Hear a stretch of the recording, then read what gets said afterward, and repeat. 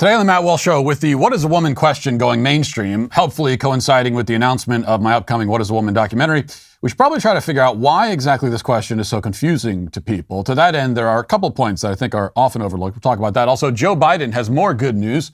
Food shortages are on the horizon, and North Korea releases an unintentionally hilarious hype video for their new missile that they just launched. Plus, a heterosexual journalist comes out as queer, though he's still heterosexual. How does that work? And we debate the question, is it racist to tip? In our Daily Cancellation, a relationship guru gives some life hacks for how to date, quote unquote, 15 men in 21 days as she did. I think I know the answer, though it's probably not the one that she would give. We'll talk about all that and more today on the Matt Walsh Show.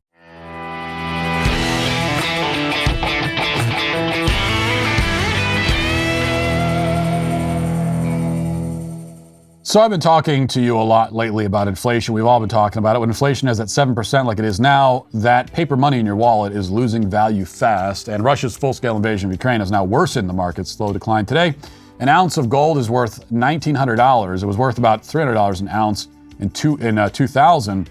So that tells you where the stability is. I've been telling you for a while that you can buy gold from Birch Gold. It's your hedge against inflation. Did you know that there's another way to hedge against inflation? Also, though, that's buy silver from Birch Gold. Silver is also considered real money, and historically speaking, it's extremely undervalued right now. It's an industrial metal that's in high demand for everything from electronic cars to solar panels. Demand is only going to rise, and some analysts suggest that there is an unusual dislocation in price that may present very real opportunities for silver to rally over the next 2 years. Regardless, silver, like gold, is never going to zero. The American dollar is currently going into the toilet while precious metals are rising in value thanks to the Fed.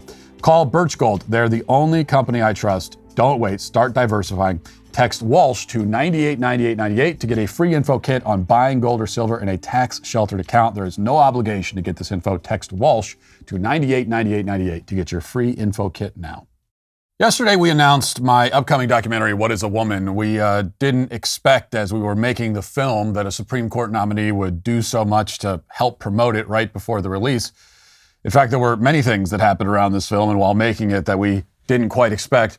The short teaser that we released yesterday shows a little bit of what we did expect, which is that lots of people are unable to answer the titular question. And then also that politicians, in this case, Congressman Mark Takano of California, would be very upset when we asked it. But there's much more to the film, much more, some of which you'll see when we drop the full trailer soon. And then, of course, nothing will be able to beat the experience of watching the actual film itself when it comes out in May. If you've been hesitating on getting a DW membership up until this point, I think I would tell you that now is the time, because you're going to want to see this film. People will be talking about it. We did some things in this movie that nobody's ever done before, and that's not an exaggeration. And I can't say a lot, but I'll also say that we deployed some methods in order to secure some of these interviews that have been used by other films plenty of times, but never by anybody on the right. So you have to see it for yourself. You can go to whatisawoman.com for more information. When I got home from work last night, speaking of the film, I found out that my wife had showed the teaser to my kids. They aren't going to be able to watch the movie when it comes out. It's not going to be appropriate for them. And the full trailer and most other clips that come out of this thing will also probably not be appropriate for them. So this is the one piece that they could watch. And in fairness, they've wanted to know why I've been traveling and have been gone so much over the past year. I went to Africa. They don't really know why any of this is happening. And now they know, sort of, but are even more confounded than they were before, probably. My daughter especially thought it was absolutely hysterical that a bunch of grown-ups couldn't explain what a woman is. She asked me what was wrong with all those people, and I said that lots of people in the world today are very confused, and it's very sad. And she said, so they really don't even know what a woman is? And I said, no, they don't, or at least they say they don't. Do you know? And she quickly answered that a woman has girl parts and she makes babies. It's about the shortest, simplest, and most correct answer I've heard. I literally traveled the globe for a year, talked to doctors and scientists and psychiatrists and so many other credentialed so-called experts, and then finally got the right answer when I came home and asked my 8-year-old daughter. Something quite profound about that, yet also extremely sad and terrifying. But as to the what is a woman question, as it goes mainstream finally, as it becomes inescapable, even for those who want nothing more than to escape it, I think there are a few crucial points to be made, which have so far perhaps gotten lost in the shuffle. And these all revolve around a different question, and that is, why are we going through this civilization-wide identity crisis? Why have we tried to turn physical identity into a complicated subject? Why do we treat it as ambiguous, as abstract, ephemeral? I think there are there are lots of reasons, but there are two big reasons that we should think about, focus on. One, I've said many times that there is a vast chasm, a canyon separating the two ideological sides in this country, an expanse that cannot be bridged because people on either side of it have diametrically opposed views about the most basic elements of reality, such as, is there such a thing as a woman? What is a woman? Like, there's no compromised position between those two sides. And that's all true. But that picture of a society that is kind of cut in half with this huge dark pit between them that nobody can bridge, that picture is pretty bleak. It's actually, though, a bit too neat, too tidy. It's actually more optimistic than what is the truth. It's a fine way of thinking about our cultural situation generally, kind of from a bird's eye view. But when you look closer, you see that while there is a chasm separating the two sides, there are also a bunch of smaller chasms separating each individual, or at least each individual on one of those sides. This is the relativist project. The relativist tries to lay claim to his own reality, his own universe. There's no shared universe. There's no common reality at all. Each individual's identity is determined by the individual. Nothing external has any say. There are no determinative factors on the outside. Each person is a self-creating being, which of course is a paradox. You can't create yourself because in order to create anything, you first have to be a self. Just as you can't determine your own identity because in order to determine anything, you first must have an identity. Your identity comes first. You can determine quite a lot in life. You can make many choices. But you're doing all of those things. You're acting in the world as a self whose basic biological identity was decided by someone or something other than yourself. Yourself cannot determine who yourself is at such a basic level. Because there has to be a self first that can do any determining at all. That's the reality, but the left-wing gender ideologues reject it. And so the left-wing gender ideologue is stuck in this kind of paradoxical, self-perpetuating train of circular logic where statements like a woman is anybody who identifies as a woman seem to make sense, but they only seem to make sense to the gender ideologue because he is stuck in a sort of circular world where everything is running in a circle. And so statements of circular logic, he just doesn't see it for the nonsense that it is. Second thing, part of the reason that people in our culture seek to reject their natural identity, and this is really important, and I don't think it's not talked about nearly enough. Part of why, they want to see identity as fluid and arbitrary, superficial, is because they seek to escape the duties and responsibilities that attend your natural identity. So this is how you bridge the gap between the left-wing war on gender roles and their current obsession with gender fluidity. At first glance, it seems contradictory. And it is, because for years they said that there are no gender roles and there's so there's nothing wrong with a boy dressing in pink and wearing a skirt, like a boy can do whatever he wants. There's nothing about his boyness that should compel him to act in any kind of way. That's what they said for years. And now they say that a boy who dresses in pink and wears a skirt actually is a girl. So that would seem to be a complete reversal, wouldn't it? And it is in a way. But the one thing that ties all of this together is the rejection of natural roles, natural responsibilities. We cannot say that a man has any particular duty as a man if the word man doesn't mean anything. Same for woman. One thing I found during my travels, and there's much more to be said about this, a whole separate documentary on just this alone could be made and should be made. And maybe I will be the one to make it if no one else does. But one thing I found is that whenever I encountered somebody with a strong sense of responsibility, I was also encountering somebody with a strong sense of identity. Every single person I talked to who knew exactly who they were and there weren't a lot of those people, but the ones that I did find, they also knew exactly what they were supposed to be doing. People who know and accept what they are and who they are and what they're supposed to do, they're never confused about who they are. The problem is that there are so few people in that category in the West anymore, which is partly why we went all the way into, Africa, into the African wilderness. And when we got down there, we found a small society, tribal society, totally organized around the concept of responsibility. It's a responsibility, your duties, your roles, bleeds into every aspect of your life, everything that you do. Everybody has a role and they know what it is, and so they don't question who they are. In fact, if you ask them who they are, as I did, the first thing they'll tell you is what they do, what their duties are. That's how closely the two things are intertwined. They don't even see any distinction between it. A man is what a man does. Now, they also understand the biological parts of it. A man has a penis and all that. But if you ask someone in one of those societies what a man is, I can tell you this now from experience, the first thing they're going to tell you about is what the man is supposed to do. They're not going to tell you, that he's a male and he has a penis. The reason they won't tell you that is because they think, well, that's just so obvious. Why would I say that? Of course, everybody knows that. They assume I meant like on a sort of a deeper level. A man is what a man does. Now, in the West, we forgot what a man is supposed to do. And then it didn't take long before we also forgot who he is. And that is no coincidence, as you'll see when the film comes out. Whatiswoman.com. Let's get now to our 5 headlines.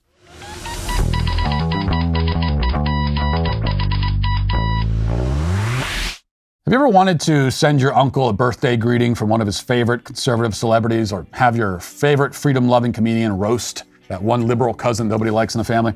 Well, there's only one place to make that reality, and it's with the new app called Shout Out. The most popular personalities on the right are ready to make someone's day with a personalized video. Download Shout Out now on the App Store and Google Play to get 20% off your first customized Shout Out video from the likes of Steven Crowder, the Hodge Twins, JP Sears, Jason Whitlock, Alex Jones, and many more of your favorite conservative celebrities. Download the Shout Out app today. I just got this text from my sister. I just think this is great. And it's a new kind of, this is a monetizable thing that we can explore here. I'd never thought about this before. But she just texted me this. I mean, she texted me right before I went on air. So if you do that, I think everyone in my life should know. You text me right before airtime, I have the right to just read your text publicly. So she said, I have to tell you the funniest thing. My coworker is a big fan of yours. She was just telling me that she has a problem at her house with a fox attacking her chickens, and she's been trying to deter it. She heard that human voices are a deterrent, so she set up an iPod near her chicken coop and has your podcast running on a loop 24/7 very loudly, and it worked. Your voice is apparently a successful fox deterrent, and as a bonus, she's evangelizing her liberal neighbor. So that is... And we're racking up those downloads as well. I kind of like this. If you got any problems with I think in general, even if you don't have a chicken coop, you've got wild animals out there, you've got maybe raccoons getting into your garbage, just set up the podcast, have it running on a loop. And then, that is also the bonus, is that you're going to be driving your neighbors completely insane. I'll take that as a compliment, that my voice scares away wild animals. All right. Let's start with this. Joe Biden yesterday, he's just a guy full of good news. You can remember before, we had the first day of spring this week, and so winter's officially over. And we go back to whatever it was, November, December. Joe Biden promised us a winter of death and sickness and despair, and didn't seem to be that for me. I mean, it seems like the winter wasn't too bad, but he promised it would be a winter of death. And winter of death didn't exactly work out. But now, maybe we'll have a spring of death, because he says that food shortages are on the horizon. Listen. With regard to food shortages, yes, we did talk about food shortages. And it's going to be real. The price of these sanctions is not just imposed upon Russia. It's imposed upon an awful lot of countries as well, including European countries and our country as well. And because both Russia and Ukraine have been the breadbasket of Europe in terms of wheat, for example, just to give you one example. But we had a long discussion in the G7 with both the United States, which has a significant, the third largest producer of wheat in the world, as well as Canada, which is also a major producer. And we both talked about how we could increase and disseminate more rapidly food shortages. In addition to that, we talked about urging all the European countries and everyone else to end trade restrictions on sending limitations on sending food abroad. And so we are in the process of working out with our European friends what it would take to help alleviate the concerns relative to food shortages. We also talked about a significant major U.S. investment, among others, in terms of providing for the need for humanitarian assistance, including food, as we move forward. So what exactly happened to Build Back Better? I think we've moved on from that, I guess. No more Building Back Better. Now we have winters of death, winter of death going into a spring of despair, food shortages. Now he says food shortages are coming. Last I checked, they've already kind of been here. And so that's part of what is happening here, why Joe Biden's going around talking about food shortages, promising that things are going to get so much worse. And we've heard a lot. I've never heard, I can't remember ever hearing this much pessimism from a politician who's in charge of things. Now, it's one thing when you're running against an incumbent, and then you're pessimistic about the way things are going right now, and then you say, well, elect me and things will be better. But for the guy who's actually in charge, who's this pessimistic about the way things are heading, part of the reason for that, of course, is now he's trying to pin everything on Putin. And so he's saying, oh, food shortages are coming because of, the war in Russia and Putin, and he's doing all this.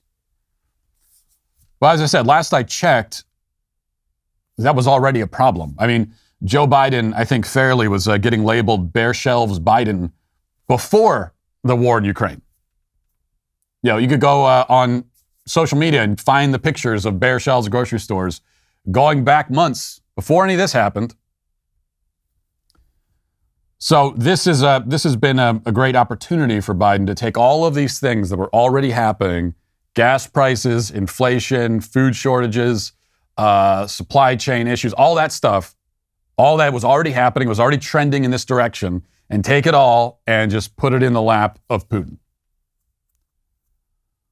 That's why the Biden administration very grateful, in fact, for what's happening in Ukraine right now, because it gives them an opportunity to blame all of their own failures on Putin, all these things that were already happening. Now, is Putin's invasion of Ukraine, is that helping any of these issues? Is it helping gas prices? No. Is it contributing to some of the problems? Sure. But none of these things began a few weeks ago when Putin invaded Ukraine. We were already heading in that direction. And now he wants to, of course, pin it all on Putin. You also get the sense, here's the most disturbing thing for me. Every time I see Joe Biden and I listen to him and he's talking about these problems, you get the sense, well, first of all, of course, that he's just confused and he doesn't know exactly what's going on because he does have dementia, and we have a president with dementia. That's what happens when you decide that an 80-year-old needs to be president. But you also get the sense that he doesn't seem to care that much about any of these problems. There's no real sense of urgency at all from this guy. That's why when all hell's breaking loose, he'll just go off to Delaware and, take a 5-day weekend. That's why he's still going to bed at 7:30, even in the midst of crisis after crisis.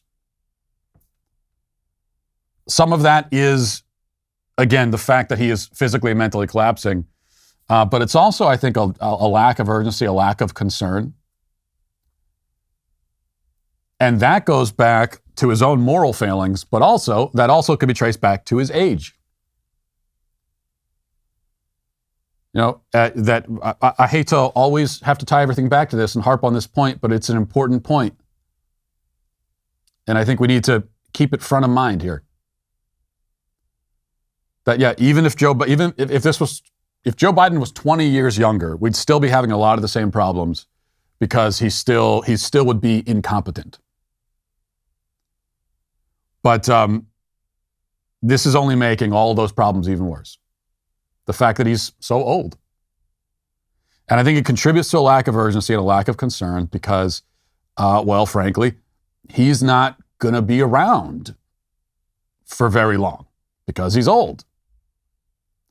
So I don't think he's sitting around really worried about long-term solutions. This is not going to be his problem for very long.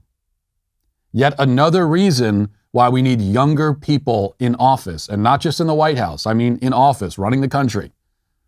We need younger people so that they're more physically and mentally equipped, but also so that they have a stake in the future, so that they're going to be around to deal with the consequences of whatever decisions they make.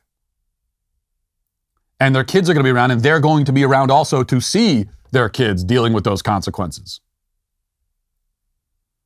It always makes me nervous, even more nervous, when I consider the fact that so many of the people at the highest levels of government making the most important decisions are not going to be around to see the consequences of any of these decisions.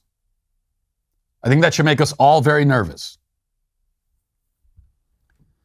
You have a president who's in his, 40s, 50s, even 60s. Like, he's got several decades left probably on Earth. You never know for sure. No one knows when they're leaving, but these are people who have decades left, and they're going to be around.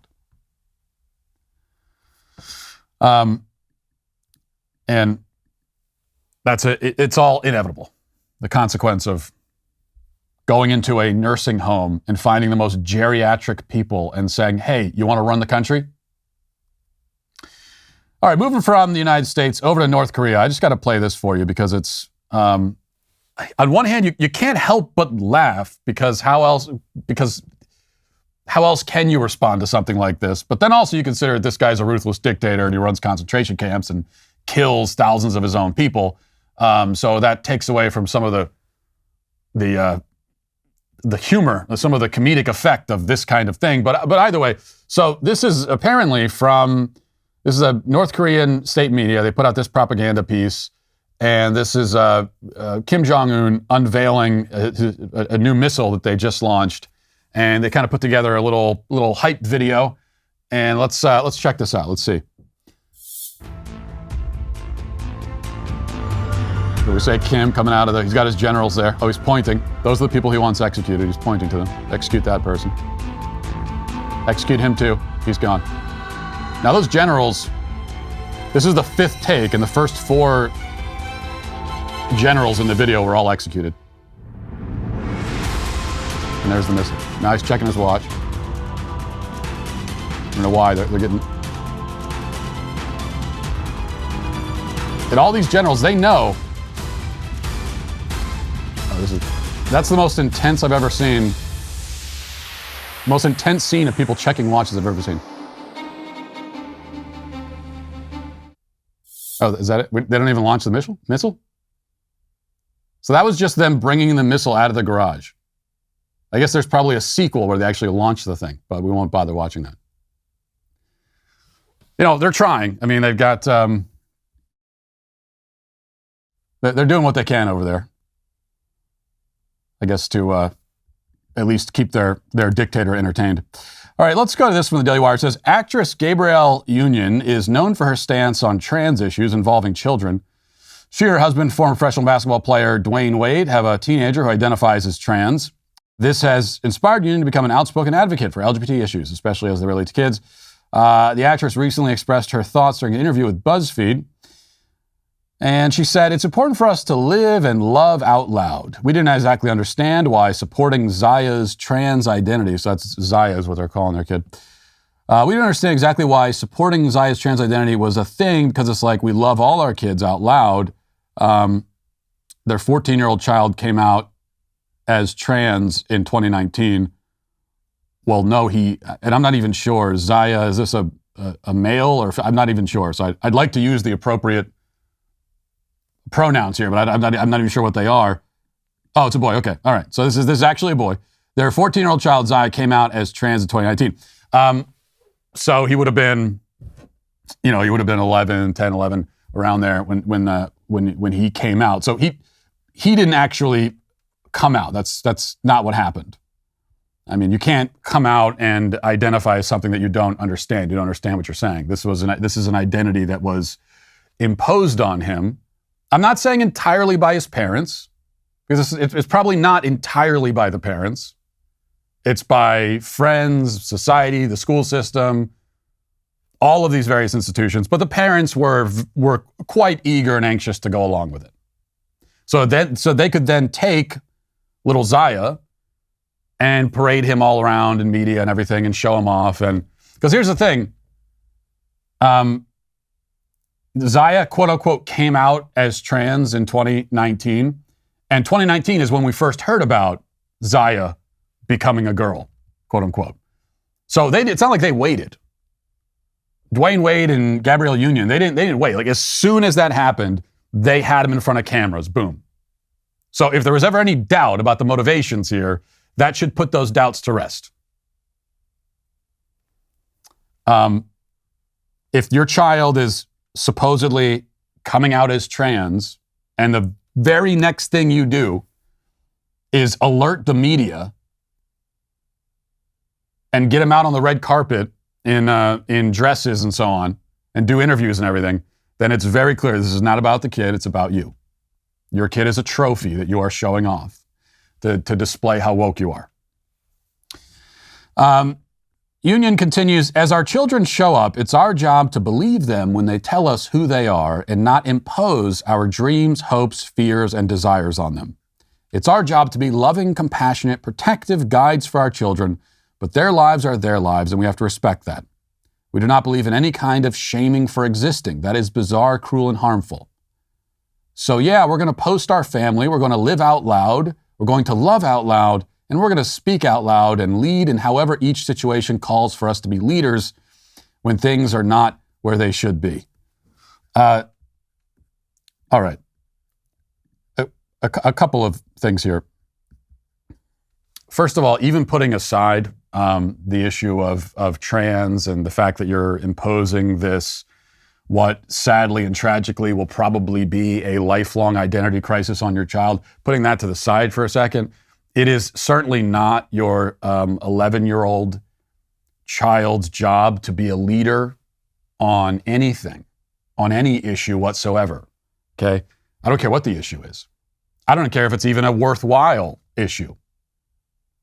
Your 11-year-old child's job is right now just to be a child and to learn and be educated, to have some moral formation, which is supposed to be your job as a parent.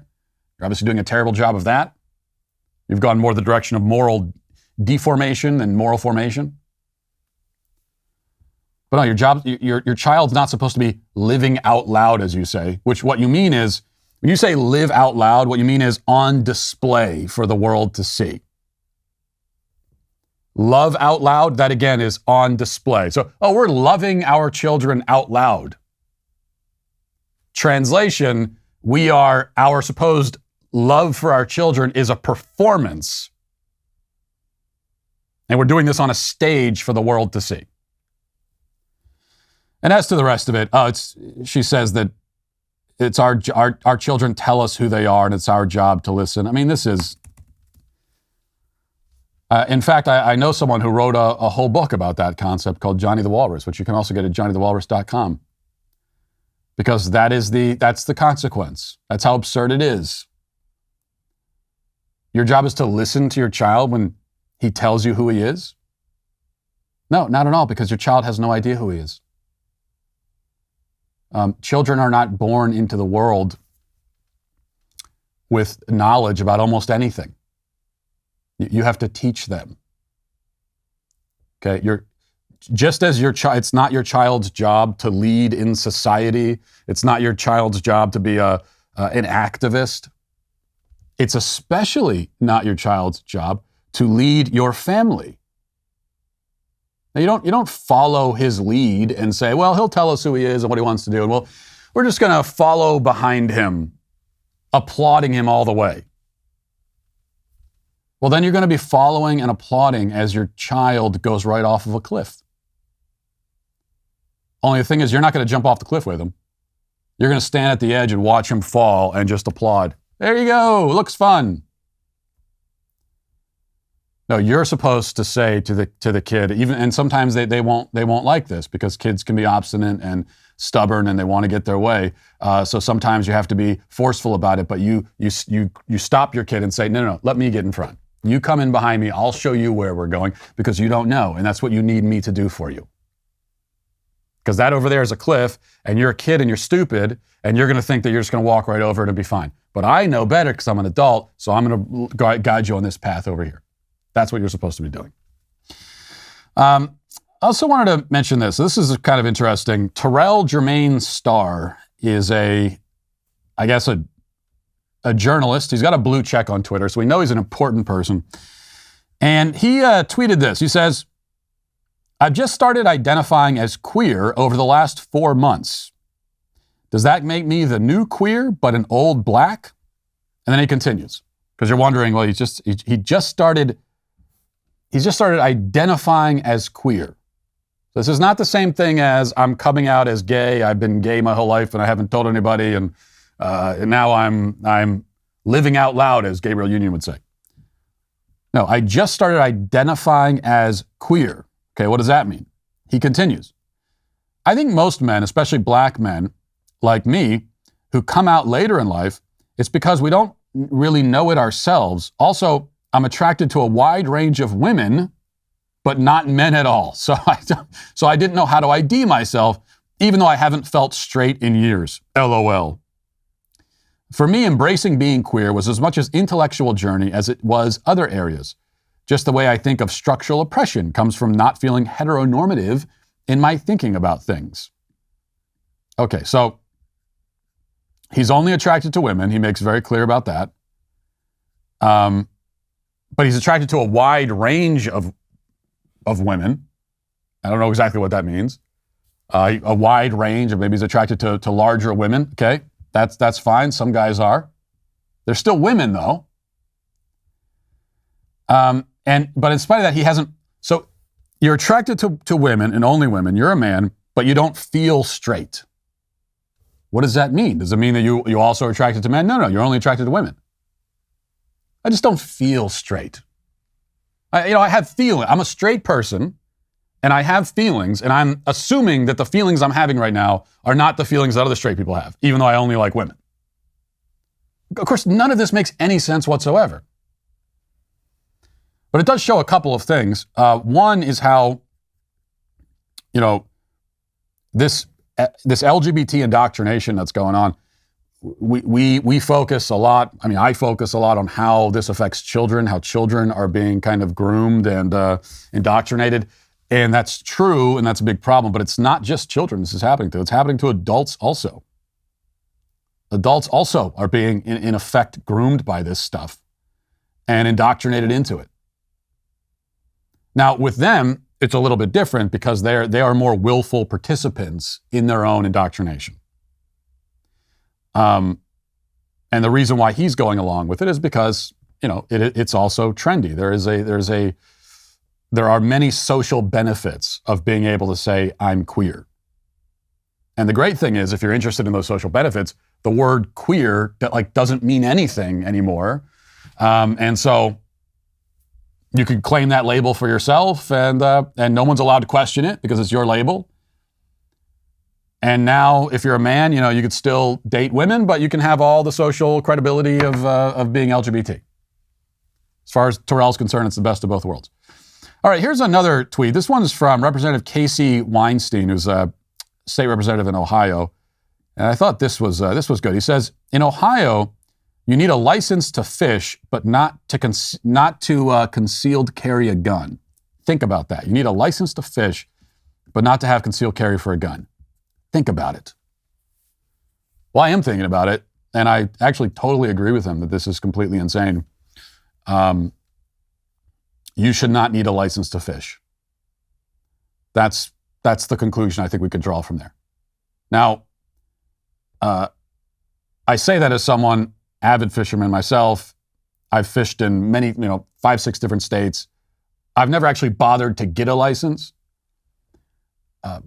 But there shouldn't be the regulation that I have to ignore. I shouldn't be forced to ignore this regulation. It shouldn't be there to begin with. And since he brought up the subject, just think about that for a second. That if you want to grab a fishing pole and go to a lake or a pond and, throw some bait in there, you got to get a license from the government. It's one of the many absurdities that we tolerate in terms of the government. It's blatantly nothing but fundraising. Not much different from the red light cameras that they put up or anything like that. All it is fundraising. Because the other thing about the fishing license is that if you do go get one, you can go to any sporting goods store or whatever if you feel like getting one. Even though, again, there's no reason to actually do it, because while I've never gotten a license, I've also never, ever been asked to produce one, and I've never seen anyone be asked to produce one. Maybe there are some lakes in the country where this actually happens. I've never encountered it. I've never seen it. But if you do go get the license, I know there's nothing to it. You pay them $50 or whatever it is, depending on what kind of license you're trying to get. You don't have to. There's no training. They don't make sure that you know how to cast or anything like that. There's no training that goes into it. It's not like a driver's license where they want to make sure that you're not going to kill somebody when you're out there driving. Nothing like that. You just got to pay them, and then they'll let you go fish. Nothing but fundraising.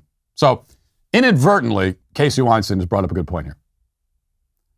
Get rid of the license to fish. Also, you shouldn't need a license to carry a gun around either. Okay, one other quick thing I want to mention. This is from a few days ago. The DW, as Nikole Hannah-Jones, a New York Times reporter and creator of the 1619 Project, riled up social media on Monday when she tweeted that tipping is a legacy of slavery. What reason does she have? I haven't read this until now, so I'm not sure what her argument is. Maybe it's a good argument. Not holding my breath. She's never made a good argument for anything, but tipping is a legacy of slavery, and if it's not optional, then it shouldn't be a tip, but simply included in the bill, she wrote. You ever stop to think why we tip? Like why tipping is a practice in the U.S. and almost nowhere else?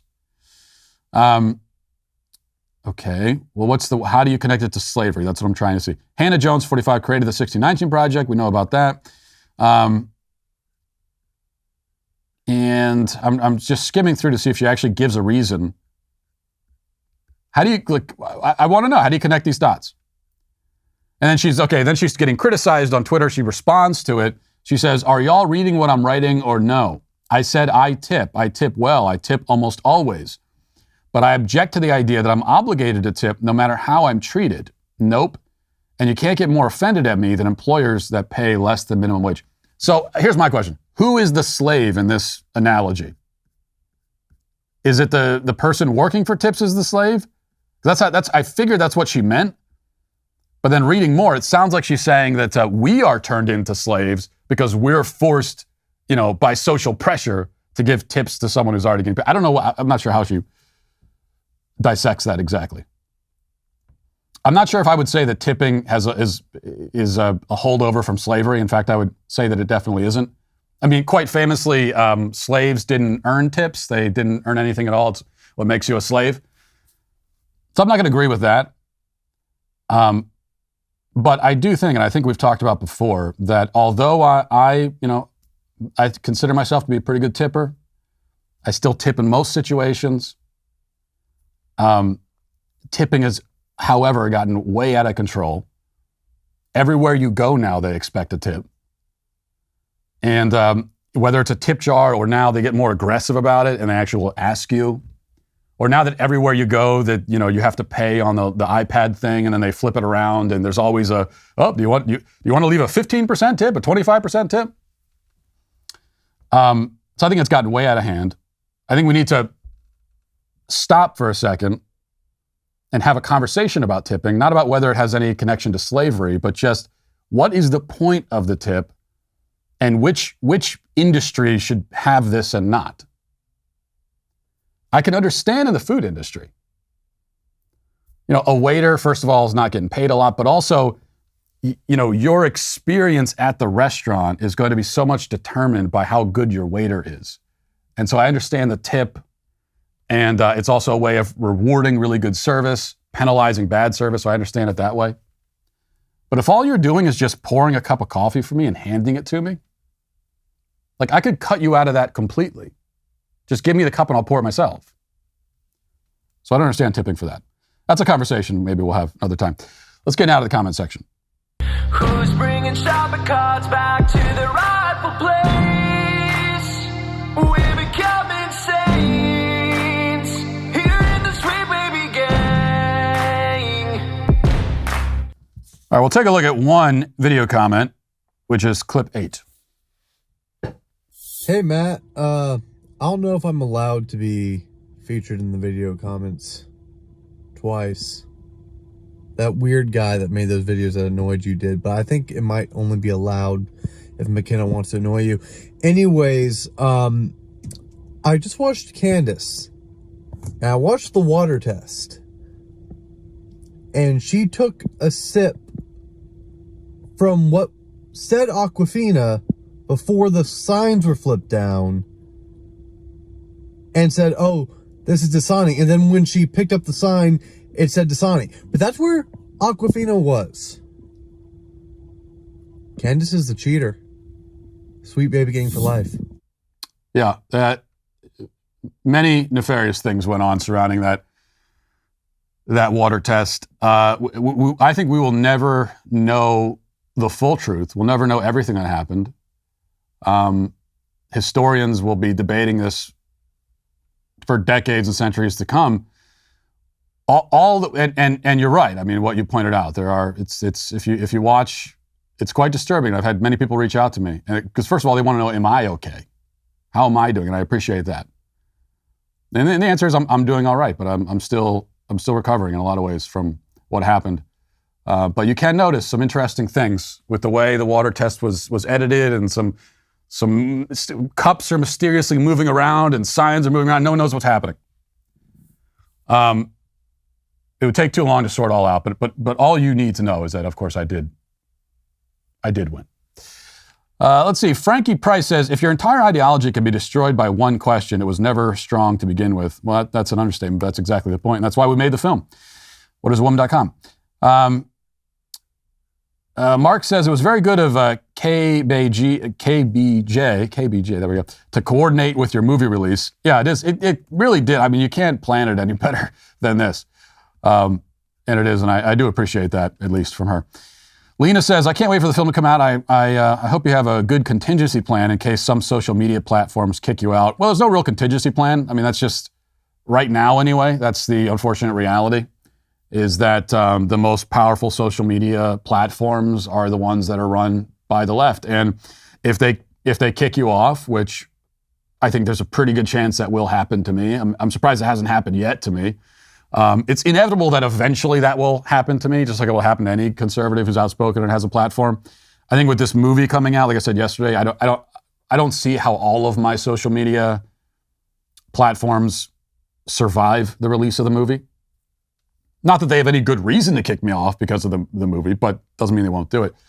But in terms of a contingency plan, what do you do instead? I mean, just the reality is they kick you off, and it doesn't mean that you're erased from existence, but that will succeed in cutting you off from a certain portion of an audience. And there really isn't any replacement right now. I think we should work on building some social media platforms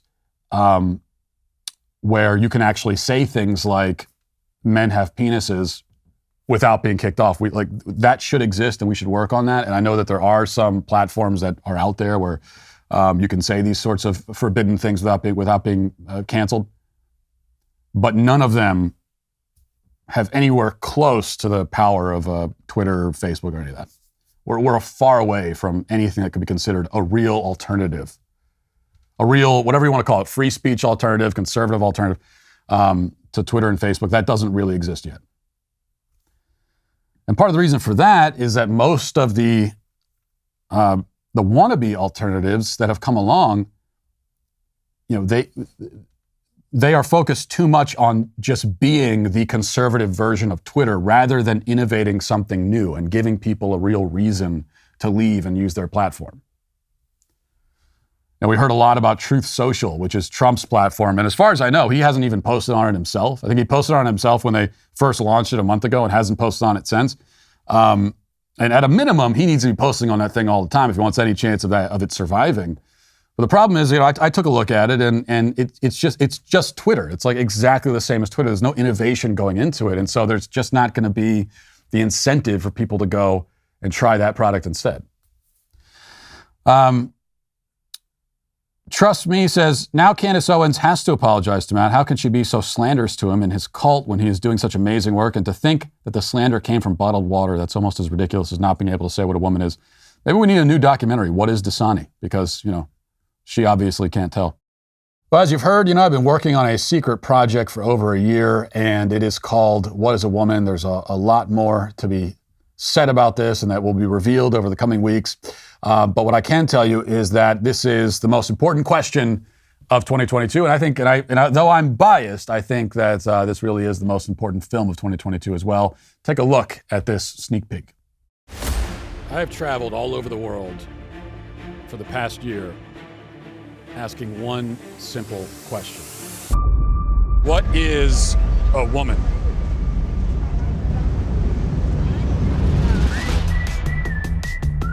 What is a woman? What is it? What is it? I don't know. People are laughing. Is that a dumb question? I've been asking everybody this, and almost nobody can answer it. What is a woman? What is a woman? That's a great question.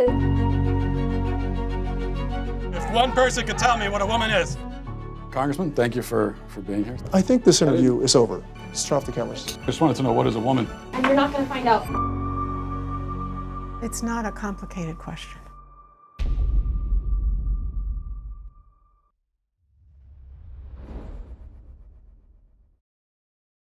What we're doing here is we are questioning the logic of the trans movement, of gender ideology. We're going right to its core.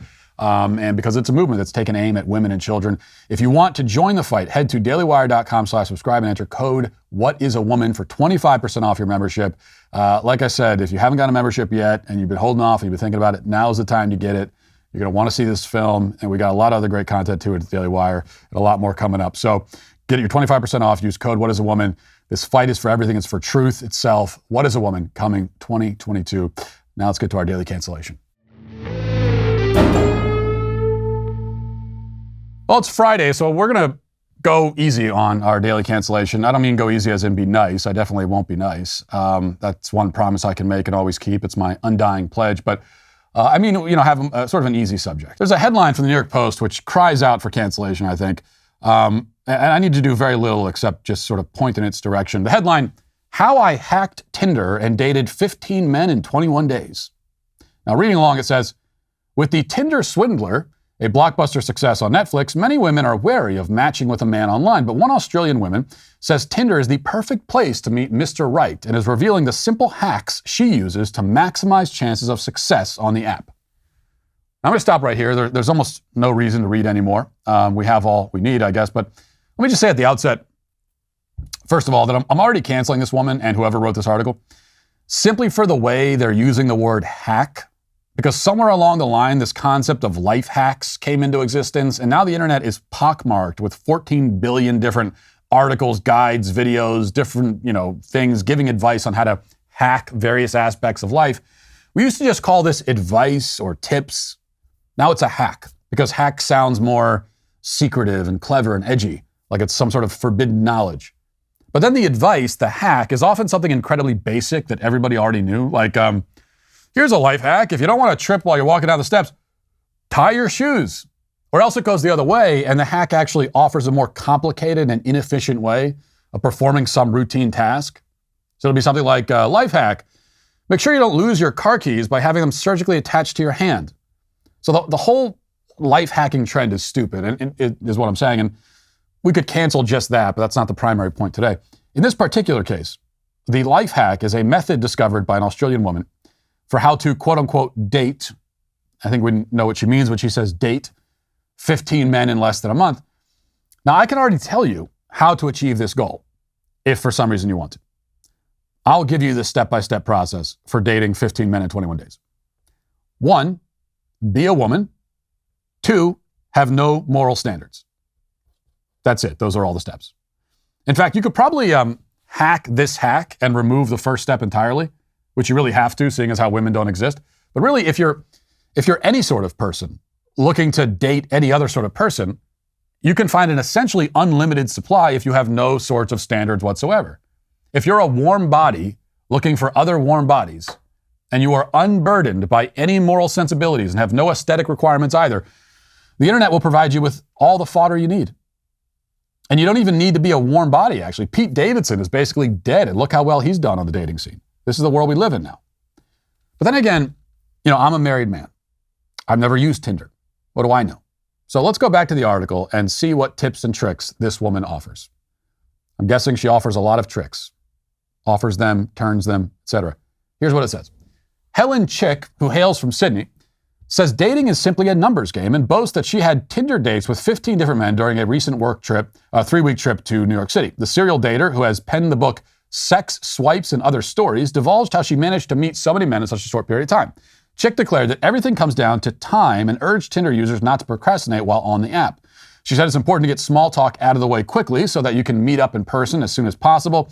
Quote, change your location prior to arriving in the city, so you're basically matching people in a city you're not actually physically in, but you can do all the tedious small talk, banter, vibe checks, etc. before you arrive, she advised. For those who are hoping to date locally, Chik further divulged her hack for cutting down on small talk. The savvy swiper said she divides conversations into 2 categories, need to know and nice to know. The latter consists of lighthearted, trivial topics, while the former is focused on determining a person's morals, goals, and values. Chik claims conversation should be focused on the need-to-know category so as to quickly figure out whether 2 people are compatible prior to putting energy into a date. By the way, she wants to know about your morals and values specifically to ensure that you, like her, don't have any. And that's really her life hack. She dedicated a whole book to it. Her advice, don't bother talking or getting to know someone. Just cut right to the chase, get in bed with them, and move to the next one. So in other words, it's exactly the two-step process I mentioned at the start. Be a woman, have no soul. In a pinch, the first step can even be skipped. Now, there's one other bit at the very end that you'll find totally shocking. It says, Chik is twice divorced, and she says that fact is a part of the need-to-know category. She always shares that personal information before an in-person meetup. Twice divorced. Who could have possibly predicted? Twice divorced and writing a relationship handbook. That's like me writing a book on fashion tips. And that would be a short book also. Chapter 1, Wear Plaid, the end. Now, if I may be so bold as to disagree with the multiply divorced relationship guru who collects venereal diseases like they're souvenirs, I would say that the correct approach to dating is precisely the opposite of what she recommends.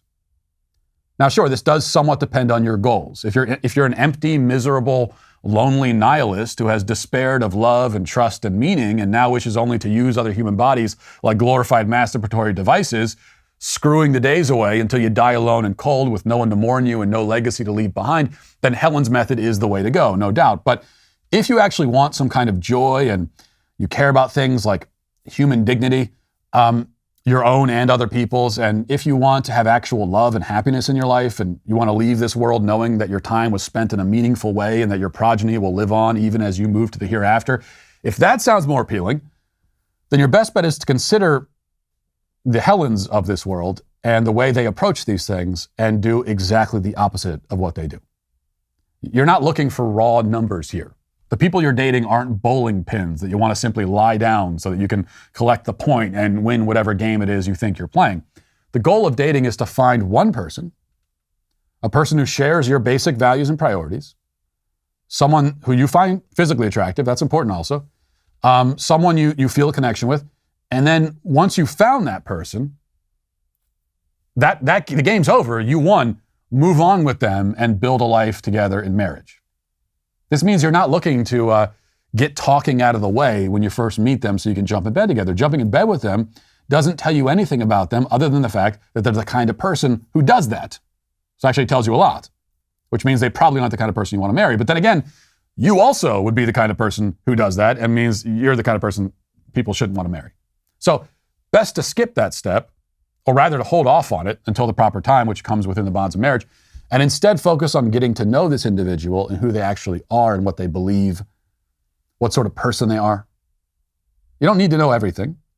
You don't need a list of every quirk, every habit, every last detail. You don't need to know things like, do they have any annoying habits? They do, I can tell you that for sure.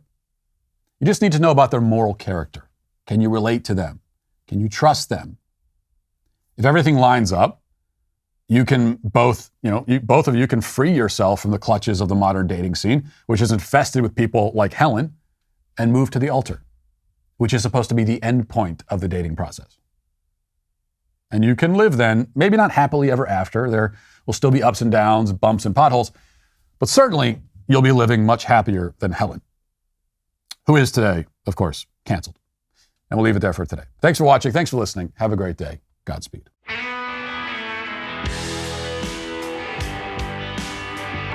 The Matt Walsh Show is produced by Sean Hampton, executive producer Jeremy Boring. Our supervising producer is Mathis Glover, production manager Pavel Vodowski. Our associate producer is McKenna Waters. The show is edited by Robbie Dantzler. Our audio is mixed by Mike Coromina, and hair and makeup is done by Cherokee Hart. The Matt Walsh Show is a Daily Wire production, copyright Daily Wire 2022. Hey everybody, this is Andrew Klavan, host of The Andrew Klavan Show. You know, some people are depressed because the Republic is collapsing, the end of days is approaching, and the moon's turned to blood.